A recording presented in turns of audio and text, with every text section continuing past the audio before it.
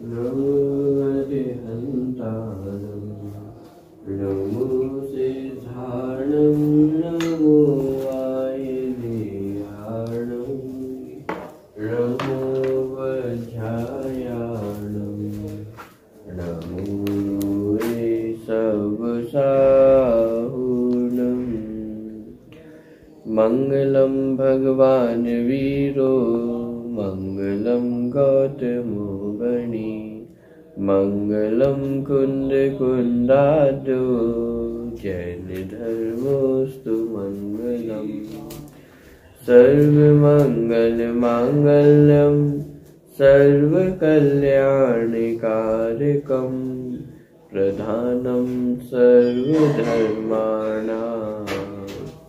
जैनं जयतु शासनम् जीवमजीवमदभं जीर्णवर्वसहेन जीर्णने तीर्थं देविन्दविन्दवन्दं वन्दे तं सर्वदा शिरसा। लघु तरफ संग्रह ग्रंथ की चर्चा अपनी चल रही है।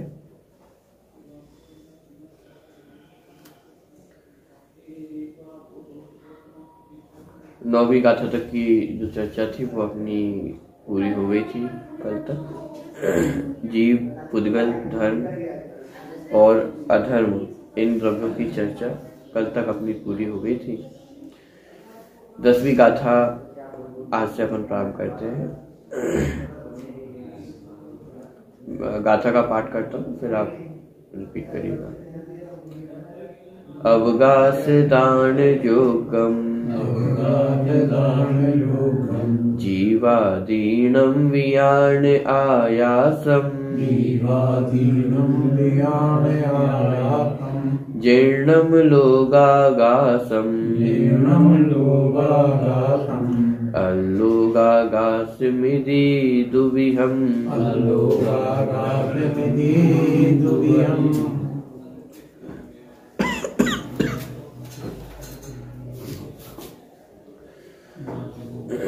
ये भी जो गाथा आई है सेम गाथा ब्रज संग्रह ग्रंथ में भी आपको मिल जाएगी।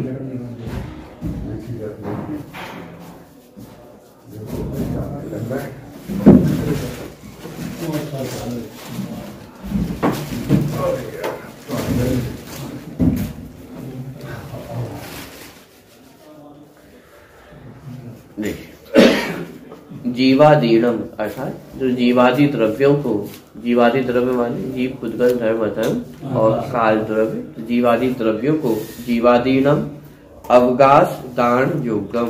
अवगास अर्थात अवकाश, अवकाश का अर्थ यहाँ पे स्थान, तो अवकाश अर्थात स्थान, दान योगम, दान, दान अर्थात दान मान देना, तो अवकाश देने में अर्थात स्थान देने में योगम, दान योगम जो योग्य है, अरे जो जीवादि द्रव्यों को स्थान देने में योग्य है उसे वियाण अर्थात जानो, वियाण अर्थात जानो क्या, आयासम अर्थात आकाश, तो जो जीवादि द्रव्यों को स्थान देने में निमित्त होता है, योग्य होता है, उसे आकाश द्रव्य जानो। लोगागासम अल्लोगागासम इति दुरिहम, और वह आकाश द्रव्य लोकाकाश और अलोकाकाश के भेद से दो प्रकार का है। ऐसा जीर्णम, जीर्णम अर्थात जिनेन्द्र देव द्वारा कहा गया है। ठीक है, तो यहाँ पे आकाश द्रव्य की परिभाषा बताए, स्वरूप बताया और उसके भेद बताए। आकाश द्रव्य का स्वरूप कि जो स्थान देने में निमित्त होता है, जैसे अधर्म द्रव्य है, और बहुत बार कंफ्यूजन हो जाती है अधर्म द्रव्य और आकाश द्रव्य में क्या अंतर है। वैसे सारी चीजें अभी रुकी हुई हैं, तो रुके हुए होने में अधर्म द्रव्य निमित्त है या आकाश द्रव्य निमित्त है? रुके हुए। हाँ,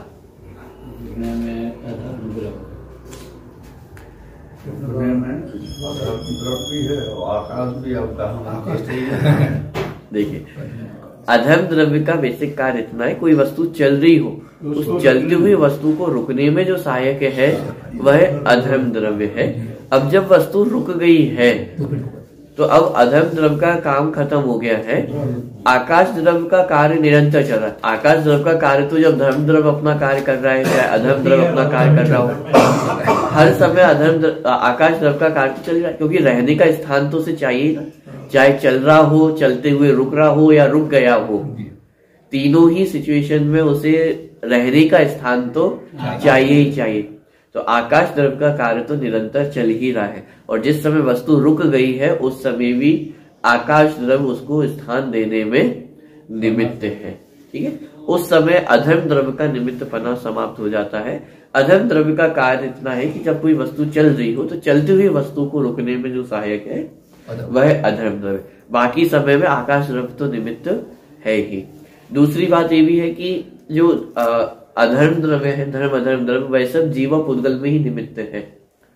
बाकी के द्रव्यों के लिए वे निमित्त भी नहीं है, क्योंकि धर्म अधर्म आकाश और काल ये चार द्रव्य चल नहीं सकते हैं, तो उसमें धर्म अधर्म का निमित्तपना भी नहीं है। तो फिर उनको माने एक जगह जो रुके हुए हैं उसको स्थान कौन दे रहा है?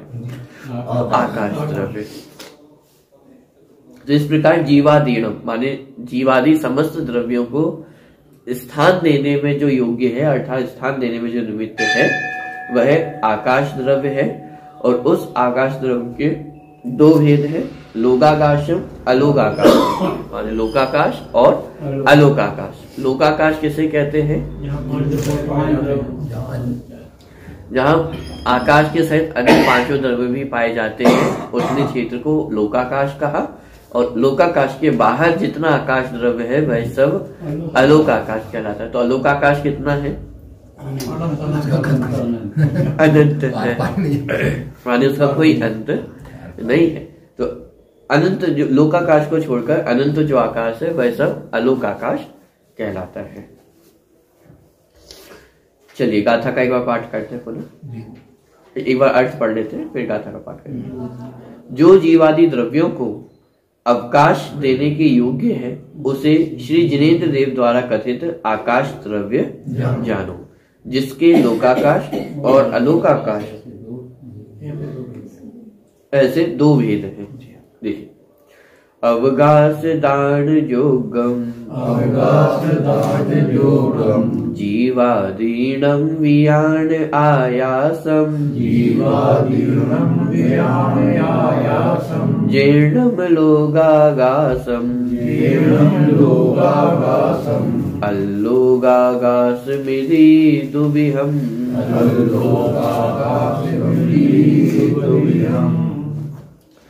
11वीं गाथा का पाठ करते हैं। 11वीं गाथा में काल द्रव्य का वर्णन इसमें आने वाला है।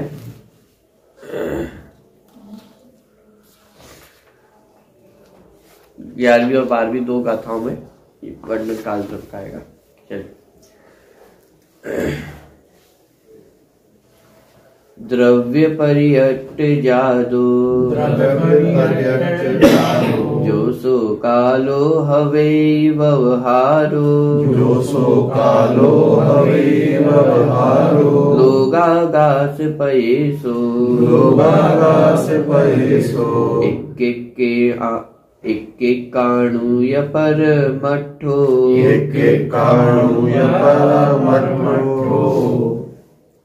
देखिए, काल द्रव्य का वर्णन करते हुए व्यवहार काल और निश्चय काल इस तरह से यहाँ पे वर्णन किया जाएगा।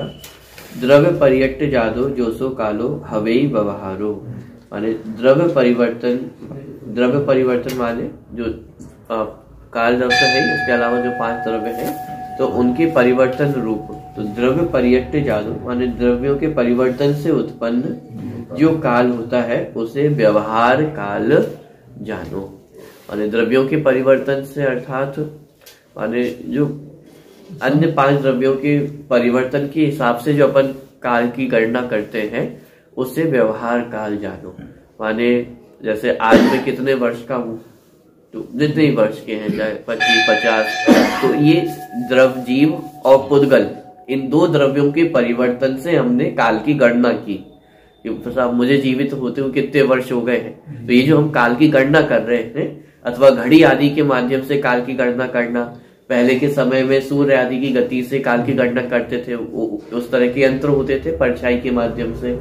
तो वो सब माने पुद्गल द्रव्य है, जीव द्रव्य है, उनके परिवर्तन के हिसाब से अपन जो काल की गणना करते हैं तो उसे व्यवहार काल जानो। ठीक है, अथवा निरंतर जो द्रव्य में परिवर्तन हो रहा है उसको भी व्यवहार काल की संज्ञा यहाँ पे दी गई है। तो द्रव्य पर्यट्य जादो जोसो कालो, माने द्रव्यों के परिवर्तन से उत्पन्न जो काल है वह व्यवहारो, वह व्यवहार काल है। और लोकाकाश पैसो, कि लोकाकाश के एक एक प्रदेश पर एक एक काणु या परमट्ठो, जो एक एक अणु, अणु का मतलब यहाँ पे अणु का मतलब पुद्गल परमाणु नहीं है, यहाँ पे अणु का मतलब है कालाणु।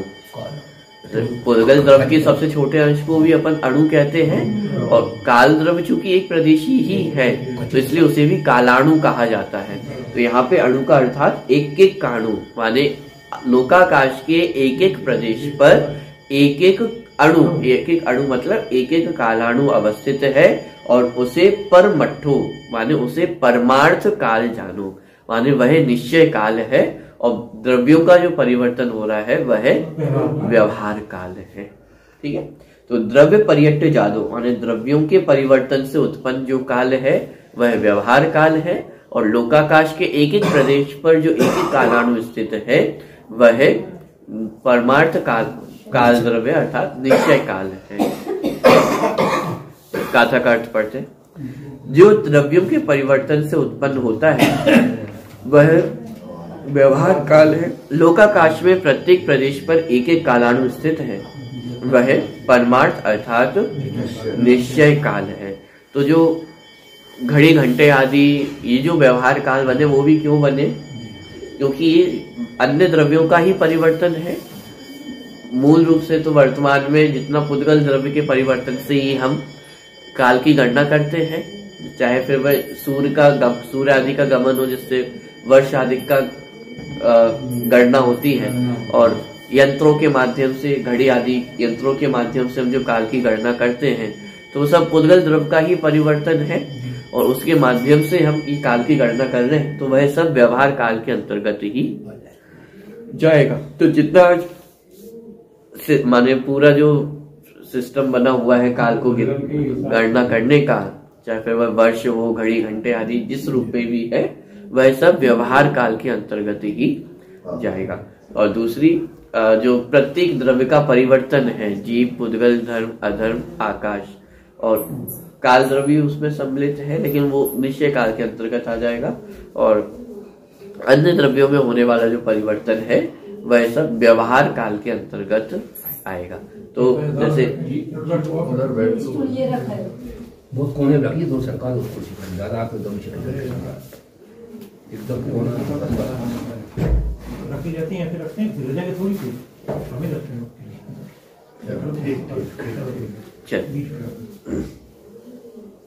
तो द्रव्यों के परिवर्तन से उत्पन्न होता है माने जीव, पुद्गल, इसी प्रकार धर्म, अधर्म और आकाश द्रव्य, इनमें भी निरंतर परिवर्तन हो रहा है। तो उस परिवर्तन से उत्पन्न जो काल है, परिवर्तन से उत्पन्न काल मतलब अब जैसे धर्म, अधर्म, आकाश द्रव्य है, तो उनमें परिवर्तन कब से चलना आ रहा है? अनंत काल से चला आ रहा है, माने अनादि से चला आ रहा है। कब तक चलता रहेगा? अनंत काल तक। तो ये जो उनके परिवर्तन से हमने काल की गणना की, ये कहलाता है व्यवहार काल।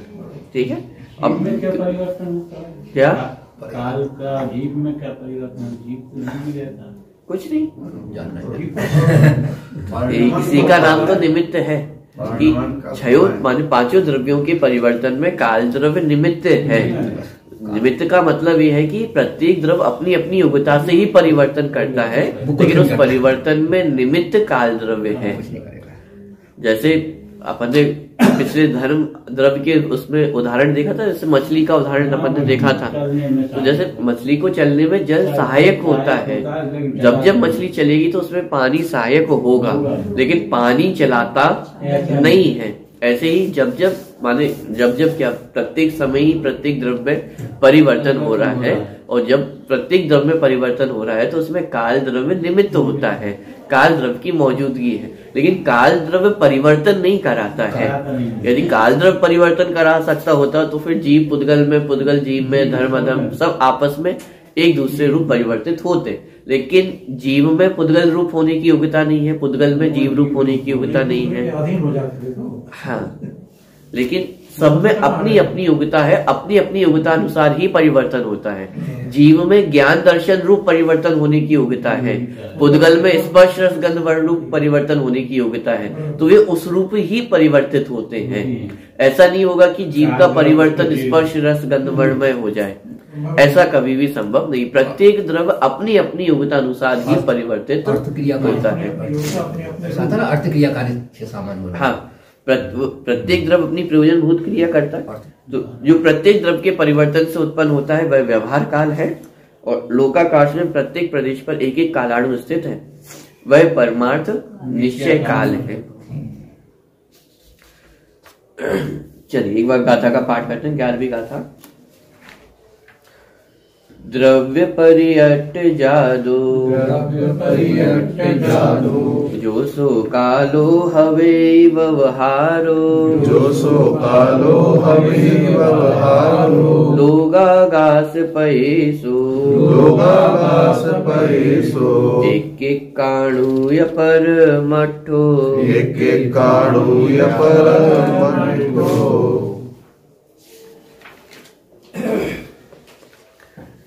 देखिए वृद्धव संग्रह में 66 नंबर का पेज है।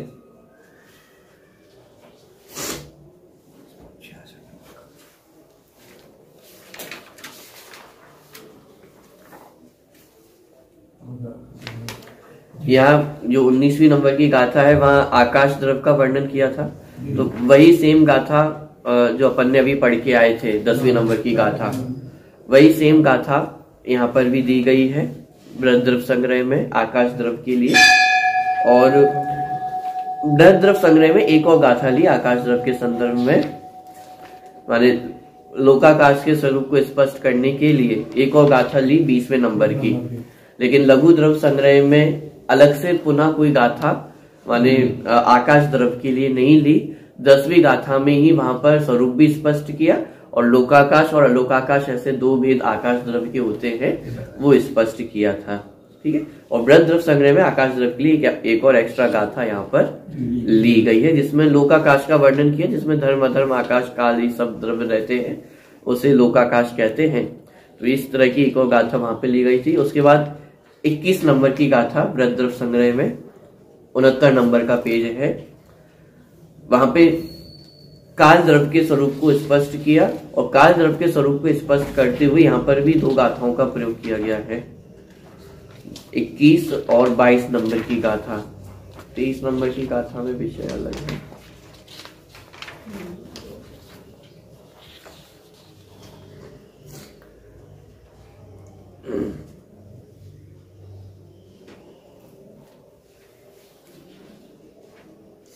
हाँ, तो ये दो गाथाओं में यहाँ पे काल द्रव्य के स्वरूप को स्पष्ट किया, लेकिन गाथा अलग अलग है। 2122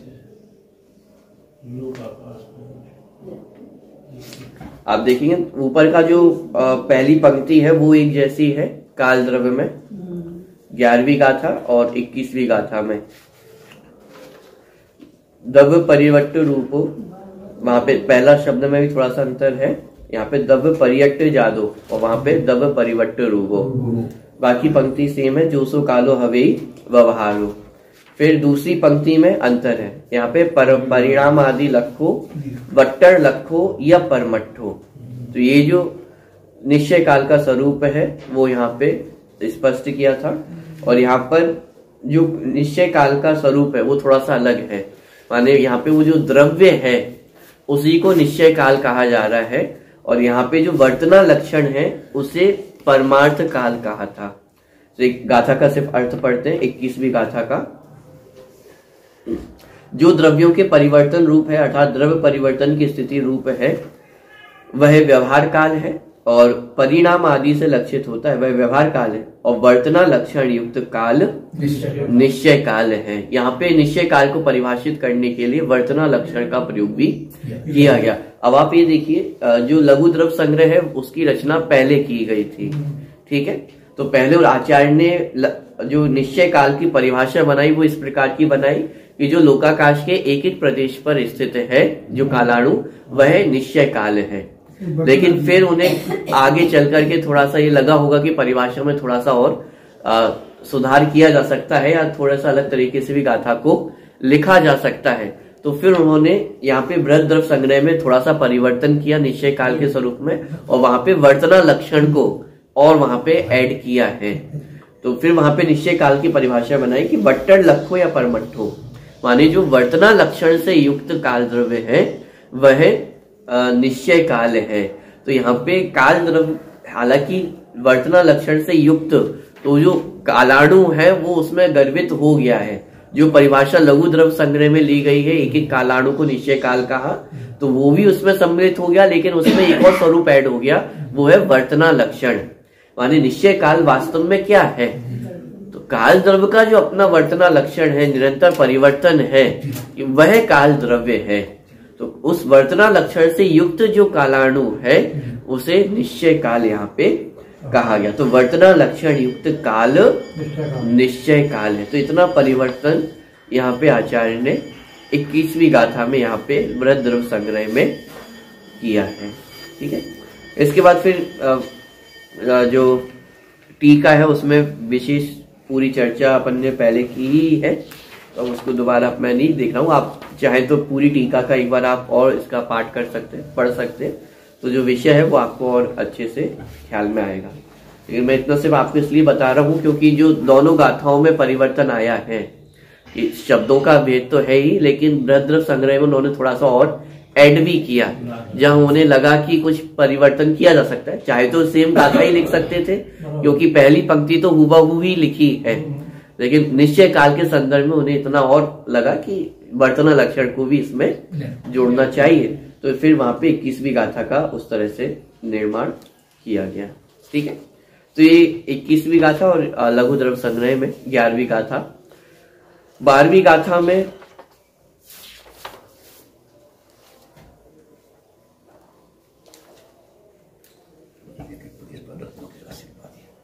ये सेम गाथा यहाँ पे ली है। चलिए 12वीं गाथा पाठ करते हैं। लोयायास पदे से एक के जेठिया हु एक का रैणाणम राशिमिव ते कालाणु असंख्य दवाणी। देखिए, लोयायास पदे से अर्थात लोकाकाश के प्रदेश पर एक के माने लोकाकाश के एक एक प्रदेश पर जेठियाहु एक का रैणाणम राशि में, रैणाणम अर्थात रत्नों की राशि में, अर्थात रत्नों की राशि के समान। ऊपर की पंक्ति एक का ठिया माने एक एक प्रदेश पर स्थित है। ते कालाणु असंख्य दव्वाणी, की जो कालाणु है वह रत्नों की राशि के समान लोकाकाश के एक एक प्रदेश पर एक एक कालाणु स्थित है। और वे कालाणु कितने हैं? असंख्य दव्वाणी माने असंख्य द्रव्य है। धर्म द्रव्य, अधर्म द्रव्य और आकाश द्रव्य ये संख्या में एक एक है, लेकिन पूरे 3 लोक में व्याप्त है। और काल द्रव्य संख्या में एक माने असंख्यात है, और एक एक कालाणु एक एक आकाश प्रदेश पर स्थित है। तो सामान्य कथन ये कह सकते हैं कि काल द्रव्य भी पूरे 3 लोक में व्याप्त है। लेकिन यदि थोड़ा सा अपन विशेष उसमें देखें तो काल द्रव्य वास्तव में एक कालाणु है, तो एक एक कालाणु वो एक एक काल द्रव्य है। तो काल द्रव्य टोटल कितने हुए? असंख्यात काल द्रव्य है, और असंख्यात काल द्रव्य की अपेक्षा वे 3 लोक में व्याप्त है। और एक कालाणु की अपेक्षा देखें तो एक कालाणु की अपेक्षा वह आकाश के एक प्रदेश पर ही स्थित है। और यहाँ पे जो रत्नों की राशि के समान कहा, वो माने कल्पना की कि जैसे कोई खांचा हो और उस खांचे में एक एक रत्न अपन रख दे, तो इस प्रकार आकाश के एक एक प्रदेश पर एक एक रत्नों की राशि के समान जो काल द्रव्य है वो स्थित है। तो असंख्यात काल लोकाकाश के प्रदेश है और एक एक प्रदेश पर एक एक कालाणु स्थित है। तो टोटल जो जो काल द्रव्य है वो भी कितने हो गए? असंख्यात काल द्रव्य हो गए। तो लोयायास प्रदेशे एक एक के माने एक एक लोकाकाश के प्रदेश पर जे ठियाहू एक एक का माने एक एक काल द्रव्य रैणाणम राशि में काल द्रव्य रत्नों की राशि के समान विराजमान है और वे कालाणु असंख्य द्रव्याणि की वे असंख्य द्रव्य हैं। ठीक है, और यही गाथा बृहद्रव्य संग्रह में भी ली थी। अर्थ पढ़ता हूं। जो लोकाकाश के एक एक प्रदेश पर रत्नों की राशि की भांति एक एक कालाणु स्थित है, वे कालाणु असंख्यात द्रव्य हैं। ठीक है, ये 12वें नंबर की गाथा यहाँ पे पूरी हुई। गाथा का पाठ करते हैं। लोयायास पदे से एक एक के जेठिया हुए का रैणाणम राशि में ते कालाणु असंख्य द्रव्याणि।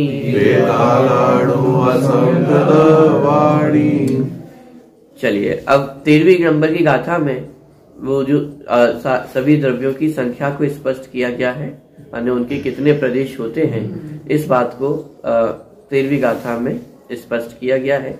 गाथा का पाठ एक बार यहाँ से करते हैं। संखातीदा जीवे धम्मा धम्मे अनंत आयासे संखादा मुक्तिपदे साउ संतीर्णो काले।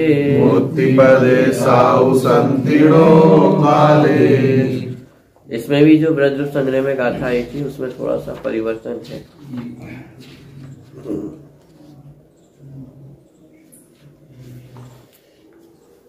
25वीं नंबर की गाथा थी वहां पर, तो दोनों में थोड़ा सा गाथाओं में अंतर है।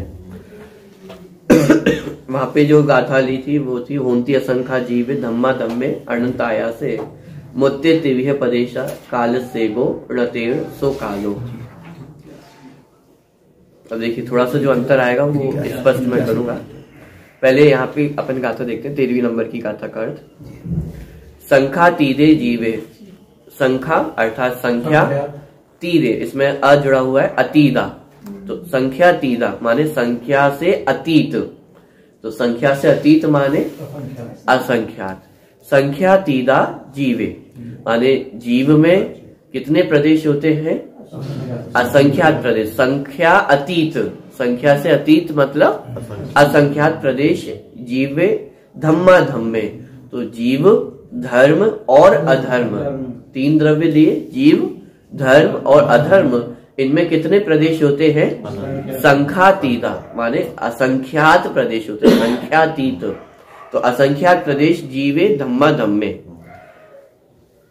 अनंत आयासे, आकाश द्रव्य में अनंत आकाश प्रदेश होते हैं। संखादा संखादा मुक्ति प्रदेशाव, संखादा असंखादा, संखाद माने संख्या और असंखादा असंख्यात, तो संख्यात असंख्यात प्रदेश मुक्ति अर्थात मूर्तिक, तो मूर्तिक कौन सा द्रव्य है? पुद्गल द्रव्य है, तो पुद्गल द्रव्य के लिए यहाँ शब्द का प्रयोग किया मुक्ति। तो मूर्तिक पुद्गल द्रव्य में कितने प्रदेश होते हैं? संखादा असंखादा, संख्यात भी होते हैं असंख्यात भी होते हैं। पदेशाऊ माने ये प्रदेश, माने जीव में संख्यात असंख्यात प्रदेश, जीव धर्म और अधर्म में असंख्यात प्रदेश, आकाश द्रव्य में अनंत प्रदेश और पुद्गल द्रव्य में संख्यात असंख्यात प्रदेश होते हैं। संतीर्णो काले, और काल द्रव्य में प्रदेश नहीं होते हैं। अब ऐसा क्यों कहा काल द्रव्य में प्रदेश नहीं होते हैं? क्योंकि एक प्रदेशी है और एक प्रदेशी को कहा कि उसमें कोई प्रदेश नहीं होते हैं, इसलिए उसको अप्रदेशी कहा। अप्रदेशी कहने का मतलब ये नहीं है कि प्रदेशों से रहित ही हो गया है, लेकिन जो संख्या है मूल रूप से संख्या 2, 3, 4 आदि को कहा जाता है, क्योंकि एक तो अपने आप में एक ही है, तो संख्या का प्रारंभ 2, 3, 4 इस प्रकार से यदि लिया जाए तो इसलिए यहाँ पे कहा कि आकाश जो काल द्रव्य है उसमें कोई प्रदेश नहीं होते। ऋणो कालो, कि काल द्रव्य में कोई प्रदेश नहीं होते, इस अपेक्षा से उसे कहा अप्रदेशी। जो 5 द्रव्य है उन्हें सप्रदेशी कहा और काल द्रव्य को अप्रदेशी। अप्रदेशी इसलिए क्योंकि उसमें एक ही प्रदेश है और एक प्रदेश होने के कारण उसे कहा अप्रदेशी। तो इस प्रकार ये 13वीं नंबर की गाथा है। एक बार मैं अर्थ पढ़ता हूं। एक जीव द्रव्य में, धर्म द्रव्य में और अधर्म द्रव्य में असंख्यात प्रदेश हैं। आकाश द्रव्य में अनंत प्रदेश है, पुद्गल में संख्यात, असंख्यात और अनंत प्रदेश है, काल में प्रदेश नहीं है। कालाणु एक प्रदेशी है, उसमें शक्ति अथवा व्यक्ति की अपेक्षा से बहुप्रदेशी पना नहीं है, इसलिए उसे माने मूल गाथा में तो ऋणो काले कहा कि उसमें कोई प्रदेश नहीं है। उसका अर्थ इस प्रकार से किया कि अप्रदेशी इसलिए कहा क्योंकि वह सिर्फ एक प्रदेशी होता है और बहुप्रदेशी होने की उसमें सामर्थ्य पुद्गल परमाणु भी एक प्रदेशी होता है, लेकिन चूंकि उसमें बहुप्रदेशी होने की सामर्थ्य है इसलिए उसे संख्यात असंख्यात इस रूप से गिना। लेकिन काल द्रव्य में इस प्रकार की शक्ति नहीं, वह सदा एक ही रहता है, इसलिए वह उसे कहा कि उसमें प्रदेश नहीं होते, उसी को कहा अप्रदेशी है। अप्रदेशी कहने का तात्पर्य मात्र इतना कि वह एक प्रदेशी होता है। ठीक है, अभी 25वीं नंबर की गाथा देखें अपन।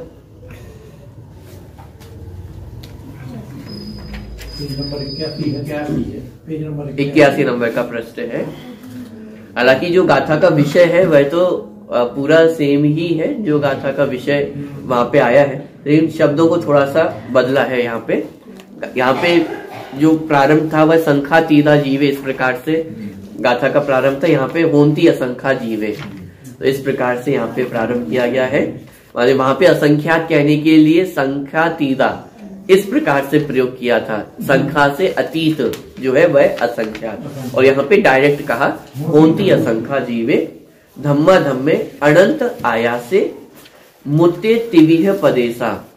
अब देखिए यहाँ पे जो 13वीं नंबर की गाथा है वहां पे संख्याद असंख्यादा ये 2 चीजों का प्रयोग किया था। संख्यात और असंख्यात प्रदेश वह मूर्तिक पुद्गल द्रव्य के होते हैं, लेकिन बृहद द्रव्य संग्रह माने जब उन्होंने पुनः गाथाओं की रचना की तो फिर वहां पे बिल्कुल स्पष्ट कहा मुत्ते तिविह पदेशा, माने मूर्तिक पुद्गल द्रव्य में तिविह पदेशा माने 3 प्रकार के प्रदेश होते हैं, और 3 प्रकार के प्रदेश होते हैं माने संख्यात, असंख्यात और अनंत।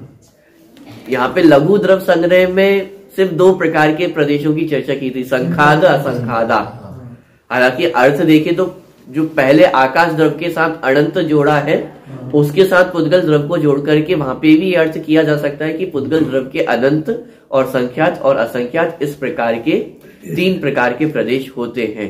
यहाँ भी दिया है पुद्गल में आकाश द्रव्य में अनंत प्रदेश है, पुद्गल में संख्यात असंख्यात और अनंत प्रदेश। वो हिंदी अर्थ करते हुए अनंत शब्द जोड़ा है, लेकिन जब मूल गाथा में आप देखेंगे तो वहाँ संख्यात और असंख्यात माने मूल गाथा में संख्यात और असंख्यात ऐसे ही अर्थ वहां पे माने ये 2 शब्द वहां पे लिए। तो यहाँ पे अर्थ माने जो अनंत का अर्थ करना पड़ेगा वो जो आकाश द्रव्य के साथ अनंत शब्द जोड़ा है वहां से उसका अर्थ करना पड़ेगा। लेकिन जब बृहद द्रव्य संग्रह की रचना की तो आचार्य के मन में थोड़ा सा ये आया होगा, क्योंकि यहाँ पे संशय खड़ा हो सकता है कि आकाश जो पुद्गल द्रव्य है उसमें अनंत प्रदेश होते हैं या नहीं होते हैं। इस प्रकार का जो शंका है वो यहाँ पे खड़ी हो सकती है, तो ये बात आचार्य के मन में भी आई होगी। तो जब उन्होंने बृहद द्रव्य संग्रह की रचना की तो वहां पे उन्होंने बिल्कुल स्पष्ट लिखा मुत्ते तिविह पदेशा माने मूर्तिक में 3 प्रकार के प्रदेश होते हैं, संख्यात भी, असंख्यात भी और अनंत भी।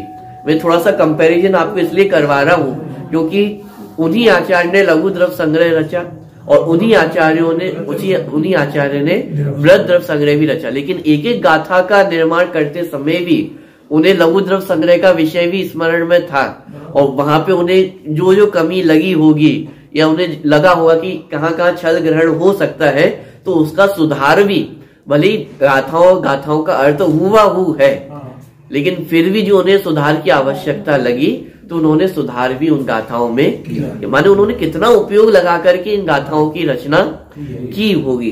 तो ये आपको ये एक एक शब्द, माने एक एक शब्द बदलना, क्योंकि जब अपन सूत्र में अपन ने देखा था, माने एक शब्द भी यदि कम हो जाए, एक मात्रा भी यदि कम हो, तो आचार्यों को कितनी खुशी होती है।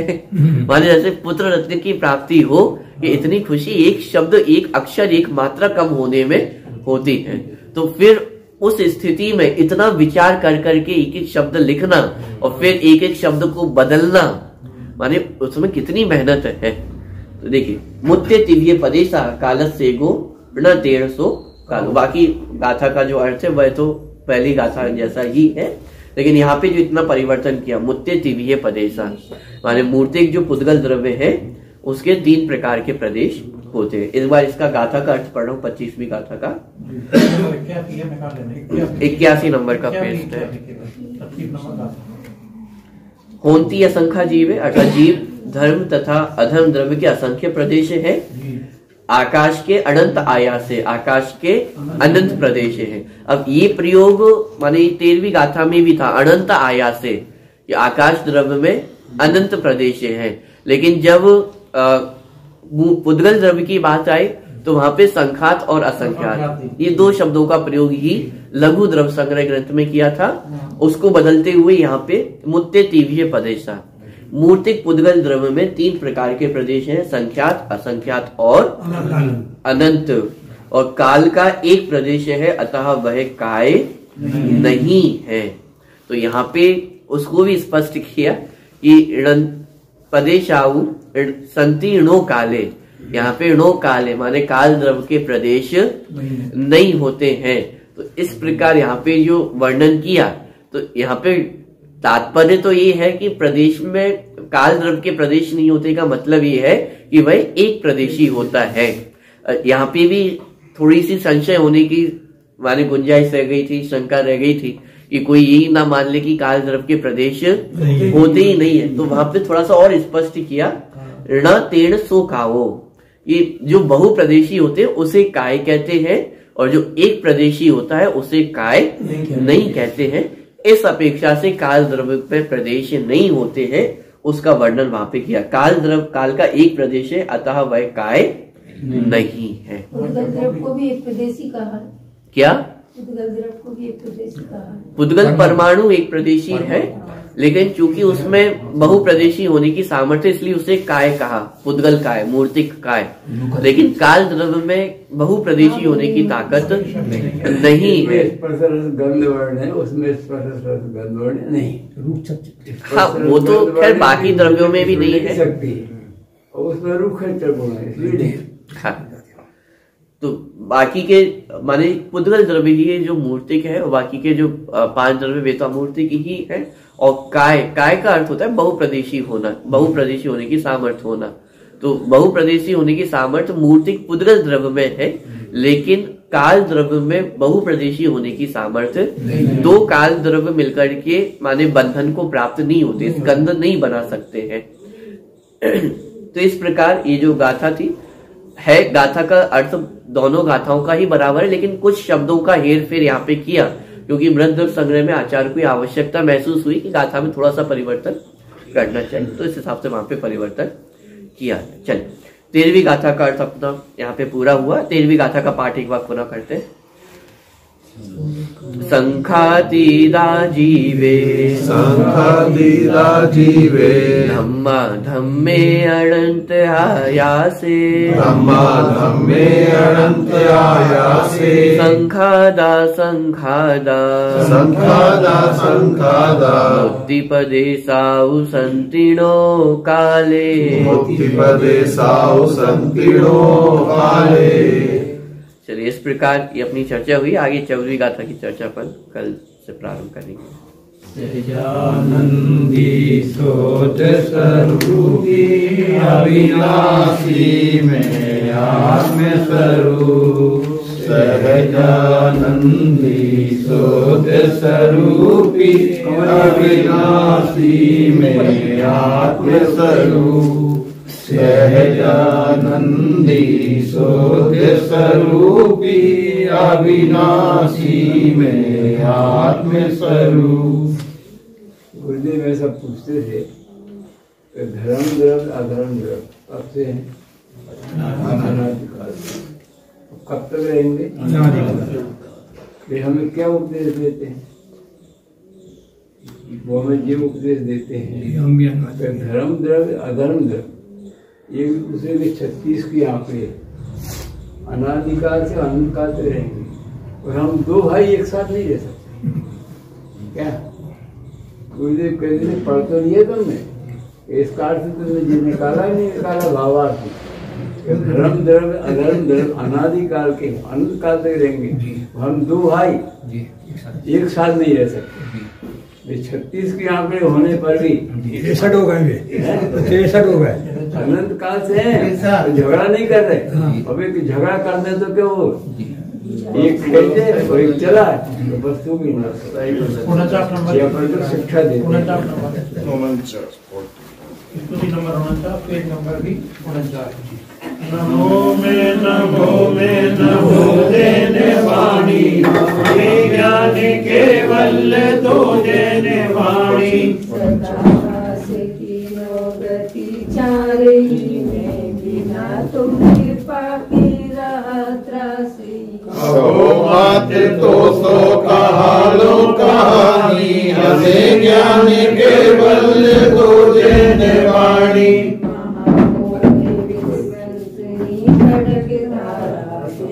वाटिका नासी के तू